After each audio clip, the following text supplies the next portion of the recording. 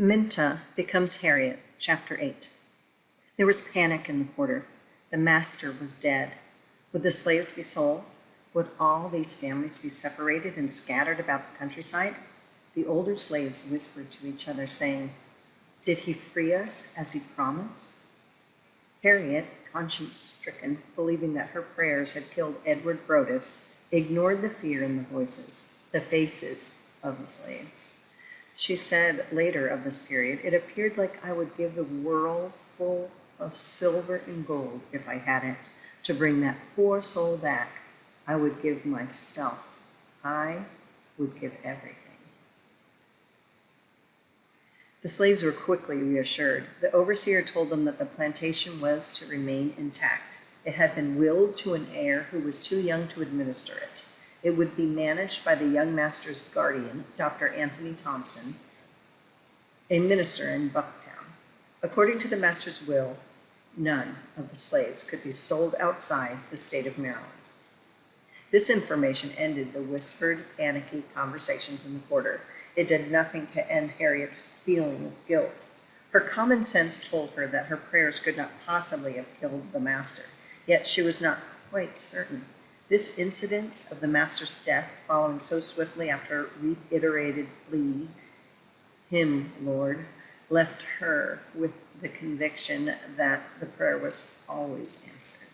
She was uneasy, too. She knew that she was no longer regarded as a desirable slave. There was always the possibility that Dr. Thompson, once he heard the story of the way in which she had defied an overseer, would decide to sell her, lest she transmit to the other slaves the same spirit of rebellion. Once again, she toyed with the idea of running away. Somehow the urgency was gone. Old Rit and Ben were here on the plantation, so were her brothers and sisters. All of them had joyously accepted the announcement that nothing was to be changed. But who could be certain? The master had promised to free old Rit, but he hadn't. He had never been cruel to his slaves, but he hired them out to men who were cruel. He sold them whenever the need arose. He had tried to sell her when she was sick and worthless. No one could know what this temporary master, Dr. Thompson, as he was known in Bucktown, would be like. He would probably continue the old master's practice of hiring out slaves. She knew what it was like to be hired out. One moment she had been a laughing child running through the woods, chasing rabbits, playing with the other small children in the quarter, and the next moment she had been picked up and taken to the home of James Cook and set to work doing jobs that a child should not have been expected to do. She would always remember Miss Susan and the whip that she kept on the little shelf behind her bed. Always remember how desperately tired she got because she never had enough sleep. She could see herself a child rocking a baby in a cradle. Rock, rock, rock. Could see herself sick with the measles, walking the length of Cook's trap line. In winter, shivering, eyes watering.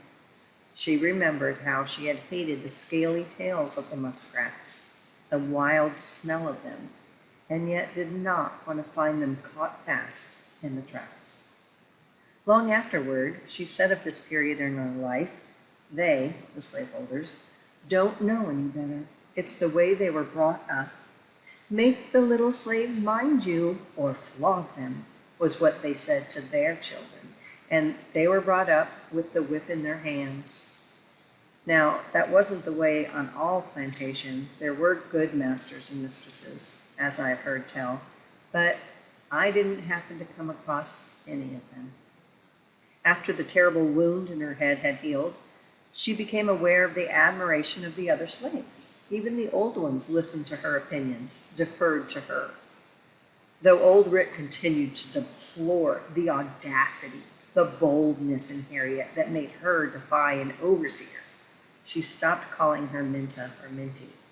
So did the others. She was Harriet now to all of them.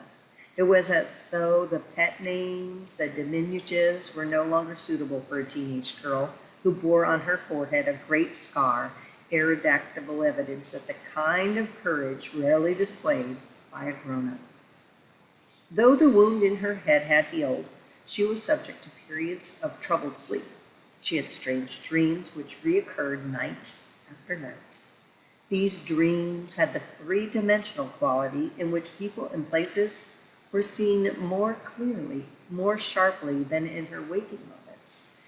At night in the quarter, she described these dreams, or visions, as she called them, to the other slaves. Even the telling something of the reality of the dream came through to the others, so that they were awed by her.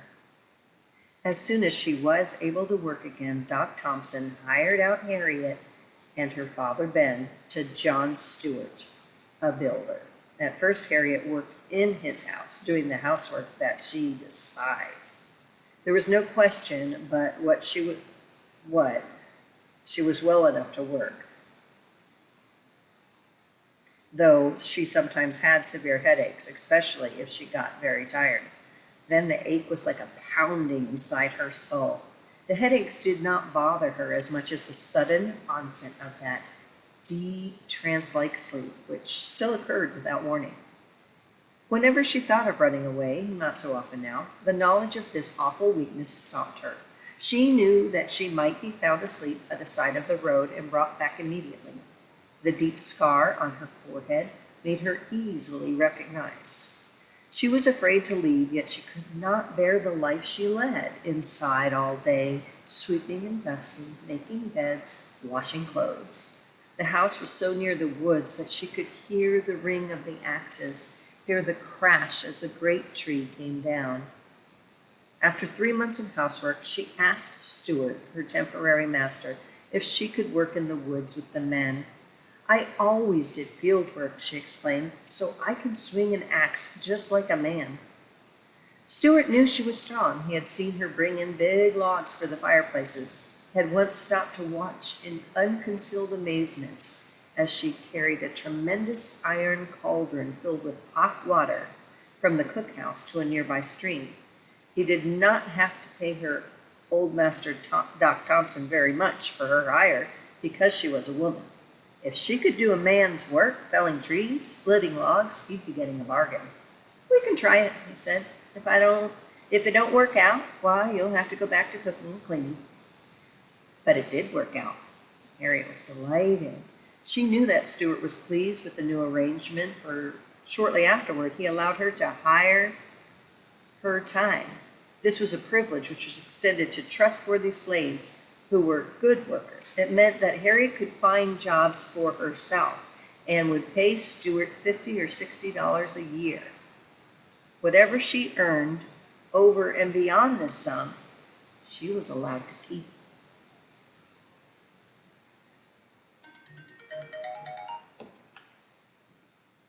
She sought and found jobs that would keep her out of doors. She hauled logs, plowed fields, drove an ox cart. She became a familiar figure in the fields, a slender, muscular young woman with her skirt looped up around her waist and a vivid bandana tied on her head.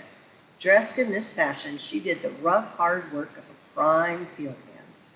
During this period, she often worked with Ben, her father.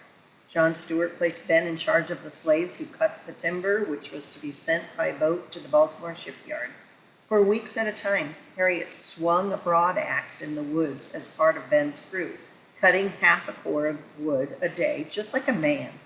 She learned most of the woods lore that she knew from Ben, the names of the birds, which berries were good to eat and which were poisonous, where to look for water lilies, how to identify the hemlocks and the plant that he called cranebill, wild geranium or crane's bill.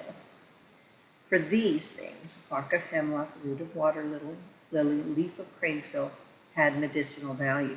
The slaves used them to cure all sorts of ailments, fevers, and intestinal disorders. Harriet was an apt pupil.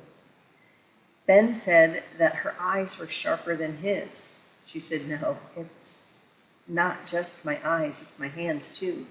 She thought her hands seemed to locate the root or herb she was seeking before she actually saw it. Ben taught her how to pick a path through woods, even through the underbrush, without making a sound. He said, "Any old body can go through the woods, crashing and mashing the things down like a cow That's easy. You practice doing it the hard way. Move so quiet, even a bird on a nest don't hear you and fly up. Neither of them ever discussed the reasons why it was desirable to be able to go through the woods soundlessly. Discussion wasn't necessary. Deep inside herself, Harriet knew what Ben was doing. He was, in his own fashion, training her for the day when she might become a runaway, and a successful flight would depend on the stealth of her movements through the woods that bordered all the roads. When she was 19, Ben rewarded her efforts with praise. She had followed him through the woods, and though he moved quietly himself, he had not heard her, although she was close behind him. When they reached a clearing, she came up in back of him and touched him lightly on the arm. He jumped, startled, and then laughed when he saw Harriet standing beside him. He said, "Hat, you walk like an Injun. Not even a leaf make a rustle, not even a twig crack back on itself when you come back through there." She was tremendously pleased by this. She thought if only her master, John Stewart, would stop having her exhibit her strength for the entertainment of his guests, she would be content to spend the rest of her life on this plantation, hiring herself out. The work was hard, yes, but now that she was grown, she could do the most back-breaking jobs without effort. Besides, the workday was lightened and shortened by moments of fun, by words of praise like those of Ben's, and by endless wonder and beauty of the woods. Unfortunately, Stewart had long discovered that she was as strong as any of the men on the plantation.